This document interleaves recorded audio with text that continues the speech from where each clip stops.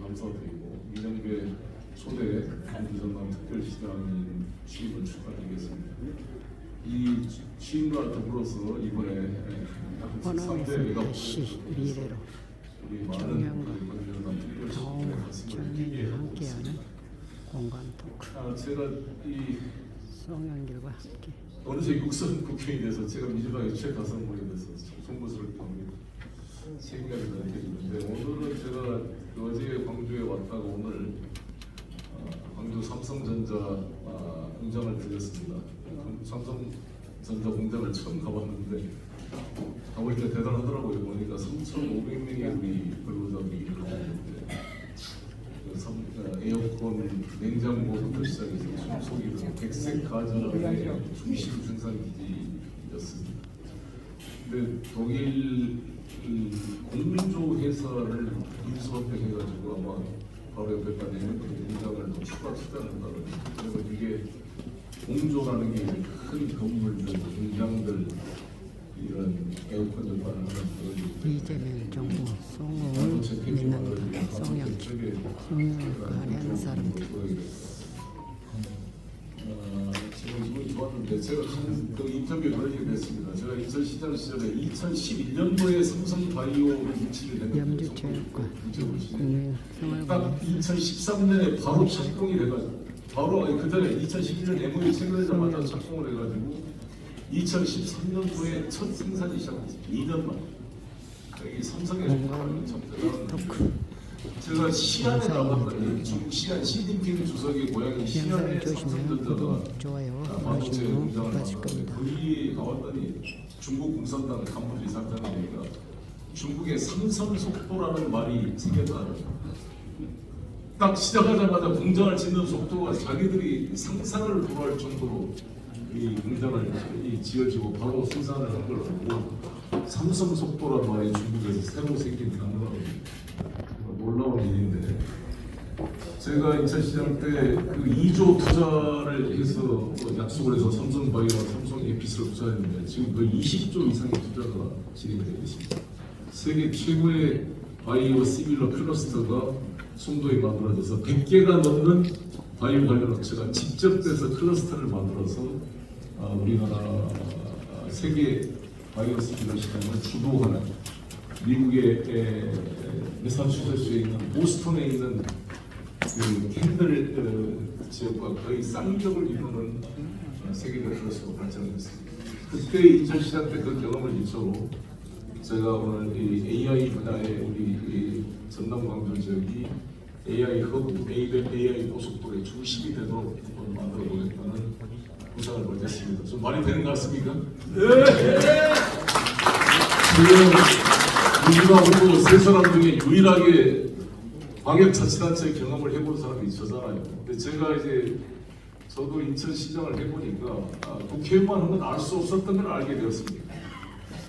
그것도 그냥 인천시가 아니라 제가 시장 딱 되니까 이자가 부채가 7조 원이고 이자를 하루에 10억씩 물었습니다. 제가 이코노미 타고 다니고 지하철 타고 다니면서 월급도 하나도 동결시키고 했는데 인천도시공사 부채가 세무 변제 기간이 도래하면 이제 그걸 로우로버를 해서 대환 대출을 해서 하지 않으면 당장 변제할 돈이 없으니까 부도박이 돼 있는데 제가 또 본인 연금 전단 저기 우정사업본부 이런 데서 돈을 인천도시공사한테 냈는데 거기 가서 막 1시간씩 앉아 있었습니다. 사장님한테 본부장 만나려고.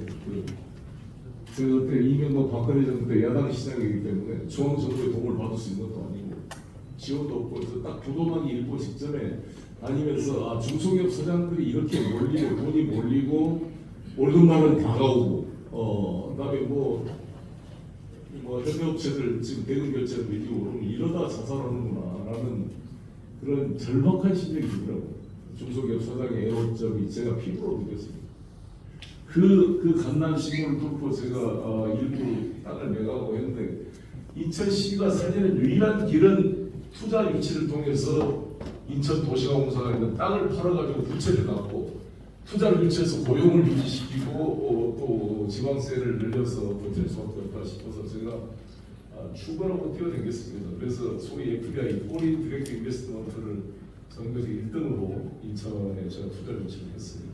그 중에 하나가 이제 삼성바이오가 그 중에 하나인데, 물론 광주도 있습니다만 에코테크놀로지도 마찬가지고. 그런데 이제 우리 이 인천은 그래도 인천국제공항이 있고 투자 여건이 돼서 했는데, 우리 이 지방 같은 경우는 계속 그 기업을 유치하지 못하면 이게 지속 가능한 생산이 안 되는 참 어려운 상황이 있었습니다. 그런데 드디어 이제 이번 이재명 대통령의 3메가 프로젝트를 통해서 새로운 희망의 통로가 열리게 되었다 보니, 위원장님께서 한 산이 있어야 한 식이 있다고 했습니다. 경제적 자리 토대가 없이는 아무리 고한 이념도 지속적으로 뒤받침되기 어렵습니다. 저희 광주가 그동안 민주주의 인권 문화의 도시로 알려져 있었습니다만, 경제적 기반은 취약해서 많은 우리의 자녀들이 울산으로, 포항으로, 거제도로 직장을 찾아서 서울로 다 떠나야 했습니다. 우리 청년들이 다시 돌아올 수 있는 그런 광주 전남을 만들 수 있는 그런 기회가 이번에 열리게 되었습니다. 예비된 땅입니다. 우리가 반도체 햅을 유치하는 데는 전수토인이라는 얘기를 합니다. 전기와 수, 물과 토지와 사람인데, 토지 250만 평 광주국제공항이 지정이 됐습니다. 그리고 전기와 물을 이제 앞으로 공급을 해야 되고, 사람은 충분히 우리 호남에 인구들이 있고, 또 추가로 서울이나 다른 데서 엔지니어를 배울 수 있다고 봅니다. 문제는 이것을 얼마나 속도감 있게 추진할 것이냐는 문제인데, 저는 이게 국회가 매우 중요한 게, 사실상 이거 진행 과정에 엄청난 장애가 앞으로 생길 겁니다. 당장 군 공항이 무화로 이전하는데 기부의 양형 방식으로 이게 협조했는데, 일단 속도도 빨라졌잖아요. 빨라지게 되면 이 공항에 지금 군 2028년 이후로 이전 예상되고 있던 군 공항을 속도를 당겨야 되면 여러 가지 군 조종사 훈련이나 문제가 되고, 미군과의 또 협의도 필요합니다. 그 과정에서 관련 법들을 개정할 때가 한두 개가 아닐 겁니다. 지금 과정에. 그 다음에 연수를 어떻게 제공할 거냐, 동북대부터 시작해서 조항댐, 어느 영산강 어느 수계를 어떻게 하고 댐을 어떻게 만들고, 댐 하나 만들면 몇 년이 걸립니다. 그러니까 이거를 어떻게 안정적으로 물을 공급을 확보할 것이냐는 문제가, 또 전기도 한 4개 캡이 만드는 6.3기가와트의 전력이 필요하거든요. 한 원자력 발전소 하나가 1.5기가와트거든요. 신고리 오리코기가 1.53기가와트로 건설이 됐습니다. 근데 이 원전 건설도 시간이 오래 걸리는 것만 아니라 지금 이 자연 풍력과 이 태양광만으로서는 이 간헐성과 이 불안정성 때문에 원전과 기저 전력으로 믹스가 돼서 공급이 다 될 텐데, 이걸 어떻게 할 거냐. 현재 우리 영광 발전소가 6기가와트의 6개 원자로가 되고 있는데, 하나는 이제 기한이 종료돼서 연장이 필요한 그런 상황이 있습니다. 여기서 이제 우리 영광 주민들과의 그러한 여러 가지 논의가 필요할 거고, 문제는 영광 원전 발전소의 핵폐기물이 지금 발전소 안에, 우리나라가 지금 저준위 핵폐기물을 경주에 우리가 보관 장소를 만들었습니다. 중고준위 핵폐기물 저장소는 아직 우리나라가 만들지 못하고 있습니다. 그래서 전부 다 자체 발전소의 내부에다가 쌓아놓고 있는데, 그 공간이 거의 차가지고 이제 유효기간이 얼마 안 남았습니다. 2030년 되면 다 그게 포화 상태로 간다는 거 아니겠습니까? 그래서 당장 이 원전도 유지되려면 이 고준위, 중준위 폐기물을 어떻게 처리할 것인지에 대한 신속한 합의와 대책이 같이 병행돼야 될 것입니다. 그리고 이제 추가 SMR이나 이제 이걸 공급하는 그런 방안부터 시작해서, 저는 이제 전국적으로 저는 항상 강조한 것처럼 퓨전 파워, 즉 핵융합으로 가야 된다고 봅니다. 핵융합 발전이 이 폐기물이 나오지 않는 발전, 꿈의 에너지 아닙니까? 핵융합 발전을 소위 1억도의 그러한 플라즈마를 통해서 1억도를 만들어야 핵융합 현상이 발생합니다. 얼마나 정말 저렴한 이 시설로 이 섭씨 1억도의 그런 플라즈마를 통해 그 현상을 유지해서 그러한 상용화할 것인가가 지금 전 세계적 과제인데, 이미 미국은 코머네스 퓨전 파워 같은 민간 회사가 만들어져 가지고 빅테크 기업들과 이 전력 공급 계약을 미리 체결할 정도로 발전하고 있습니다. 그래서 퓨전 파워, 즉 핵융합 발전이 2035년부터 상업화되기 시작해서 2050년이면 일반화될 것이다 이렇게 예측을 하고 있습니다.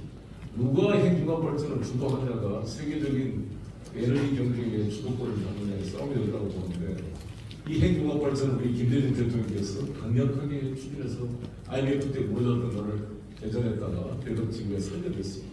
그래서 이게 지금 이번에 나주 혁신도시에 핵융합 발전의 기초 시설을 우리가 나중에 유치한 거 아닙니까? 그리고 저도 상당히 기여를 했는데 그 나주 혁신도시 유치하고 그래서 저는 이것이 이제 우리 한전 과기대학의 인재들과 모여서 그 인재들이 핵융합 발전을 연구하고 결합해서 저는 핵융합의 시대가를 우리 빛의 도시, 빛의 에너지를 가지고 있는 우리 전남항도 특별시가 주고 해야 된다고 봅니다. 그래야 거기에 공급되는 전력을 안정적으로 핵융합을 통해 공급한다면 정말 꿈의 에너지 시대가 도래할 수 있다. 그건 곧 커밍 순입니다. 그걸 준비하는 것입니다. 그래서 저는 호남의 갱년의 미래를 준비하는 토대를 이번에 만들어야 된다. 이 헌금 같은 기회를 놓칠 수가 없다고 봅니다. 저는 이제 아무래도 다른 국회의원들 비해서 해외 외교 활동을 많이 하고 미국이나 러시아, 중국, 일본의 정치들과 교류를 하다 보니까 실시간으로 제가 국제 정세에 대한 민감하게 대응하는 편입니다. 인민일보, 아사히신문, 워싱턴, 뉴욕타임스를 가디언즈를 매일 원 기사를 보면서 국제 상황을 체크하기 때문에 그보다도 지금의 상황에 대한 이해가 좀 빠른 편이라고 저는 생각합니다. 그런데 제가 이게 이번에도 미국을 두 번째 방문하고 왔습니다만 다녀볼수록 정말 이재명 정부가 지금 소주가 어떤 면에서 외로운, 우리 국내에서도 이재명 대통령이 외로운 면이 있습니다만 국제적으로도 참 쉽지 않습니다. 아시다시피 트럼프 대통령이 지금 어떻게 예측 불가능한 그러한 정책에 예측 가능성이 부족하고 이란과의 전쟁도 아직도 불안불안한 애고가 깨질 것 같고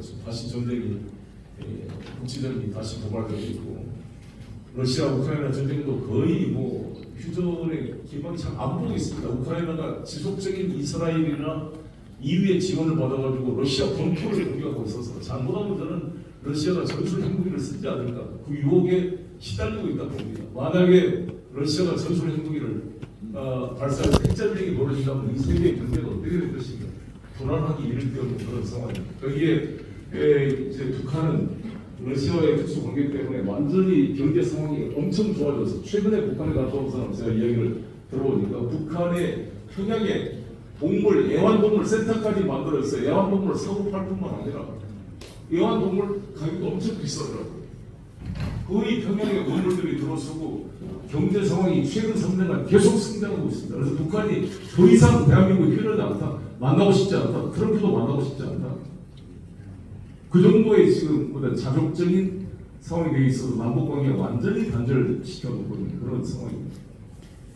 그래 거기 또 핵무기가 계속 발전되고 있고, 뭐 중국도 저렇죠. 그래서 모든 지금 뭐 일본은 자민련이 3분의 2 개헌선을 만들어서 곧 평화법을 개정할 것을 시도할 걸로 보입니다. 그리고 자유계의 군사력이 강화돼서 이제 한미일 간의 제2의 나토처럼 군사동맹을 추진할 그런 게 이제 진행이 될 텐데 이 속에서 우리 대한민국이 어떻게 우리의 자주적 공간을 만들어갈 것인가. 저는 이재명 대통령이 밤을 새우다도 고민할 요소가 쌓여있다고 봅니다. 이 시기에. 그래서 저는 이 세계적으로 보더라도 이재명 정부처럼 우리 대한민국의 이런 정도의 리버럴 민주주의를 지키고 있는 나라가 없기 때문에 유럽도 우경화되고 있고 독일의 AFD라는 독일 대한당이라는 거의 신나치당입니다. 이 나치당이 거의 지금 지방에 몇 개 지방에 거의 40% 지지율을 능가하고 있어서 나치 초기때 나치가 독일 국가 사회주의 노동당입니다. 원래 이게 나치당이 아니고 나치당이 초기에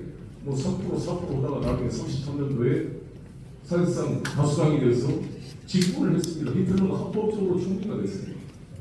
그렇지만 지금 독일도 무장되고 우경화되고 있고 다 이런 상황에 정말 이재명 정부가 너무너무 소중한데 이 임기 4년의 이 소중한 기간을 우리 민주당이 이렇게 동네 우물안에 개구리처럼 투닥투닥 걸리다가 이것을 한다는 게 얼마나 안타까운지 모르겠습니다.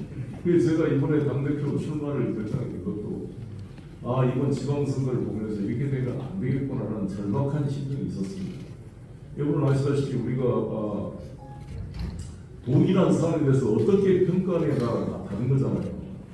임진왜란을 평가할 때 선조가 임진왜란의 승리는 의병들이나 이수신 장군이나 곽재우 그다음에 권율 장군의 투쟁으로 우리가 임진왜란을 승리한 것이 아니라 오로지 천자의 나라 명나라 이호성 부대가 와서 도와줬으니까 이긴 거고, 권율이나 이수신은 약간의 그냥 미미한 것에 불과했지 천자의 군대가 없었으면 택도 없었다라는 게 선조의 인진이라는 데는 평가였습니다. 그렇기 때문에 임진을 끝나고 나서 선조가 광해군을 사실상 폐위시키려고 그랬고, 자기 어린 영창대군을 임명 후계자로 만들려고 그랬고, 이 공신책정에 있어서의 소위 이 선무공신이라는 이순신 권율들은 열 몇 명밖에 임명 안 하고 오로지 자기를 우주까지 압록강을 건너 중국으로 도망가려 했던 우주까지 자기를 호송했던 사람 그 50여 명을 호송공신으로 임명하고 공신책정 중에 선무공신보다 더 1순위로 책정을 했습니다. 이런 무식하고 무능한 선조의 이러한 평가가 그대로 이어졌고, 그에 반대했던 광해 임금의 중립적 예고가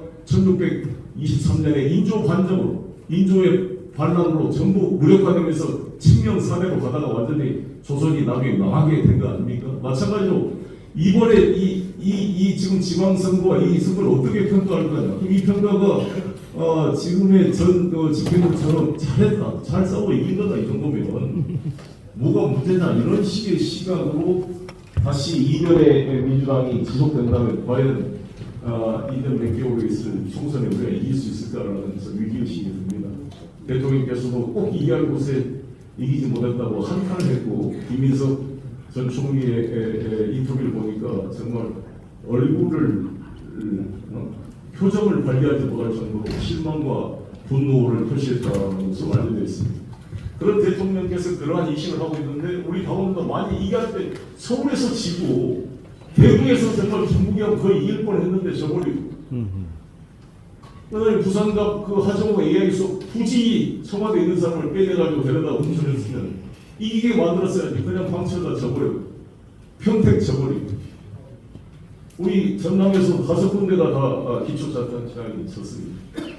전라북도는 무소속이 나와서 42%라는 엄청난 득표를 해서 민심이 이반됐습니다. 이걸 보고 잘 이겼다고 평가하는 사람들이 민주당을 다시 이끌고 가면 이게 총선에 이길 수 있을 것인가에 대한 걱정이 있고, 저도 그렇고 여러분도 그렇죠. 네. 그래서 뭔가 이번에 변화해야 된다. 그래서 홍명보를 비유했는데 사실 제가 미국에서 축구를 봤는데 아니 어떻게 저렇게 손흥민을 제대로 처음부터 제대로 활용하지 않는가에 대해서도 의문스러웠고, 중간에 빼버리고 말이죠. 여기다가 볼을 뒤로만 뺑뺑 돌리고 크로스 한번 했다가 그냥 의미 없는 슛하다가 뭐 세트 플레이도 제대로 안 되고 계속 그러더니 결국 1대0으로 졌습니다. 그때라도 정신을 차려가지고 뭐 공격수를 투입하든지 뭔가 배팅을 했어야 되는데, 손흥민을 투입하든지 했어야 되는데 그냥 하다가 그냥 끝나버렸어.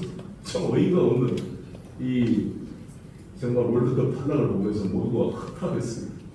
그래서 지금도 우리가 이렇게 하다가 서울시장도 져버렸단 말이에요. 이런데 이걸 또 그대로 뭔가 전술 변화, 감독을 격치해서 새로운 판을 만들지 않고 그대로 간다면 우리 민주당이 총선과 다음 2중 3무 대선 때 어떻게 될 것인가에 대한 고민이 커졌습니다. 그래서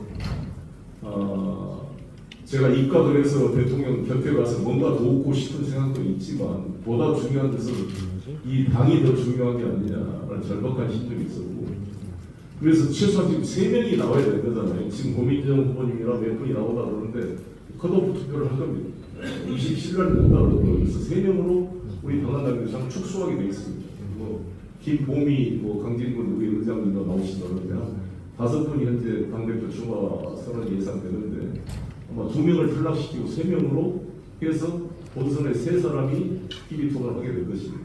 여기서 이제 집중적으로 좀 하고 누구를 뽑은 것도 뽑은 거지만 전국에 바라보이는 이 집권 여당의 당대표 김선이 정말 이 국가와 미래를 고민하는 수준 있는 담론과 토론이 되기를 바라는 마음이 강해서 우리 당원들께서 많이 송영길가 없으면 안 된다. 불안하다.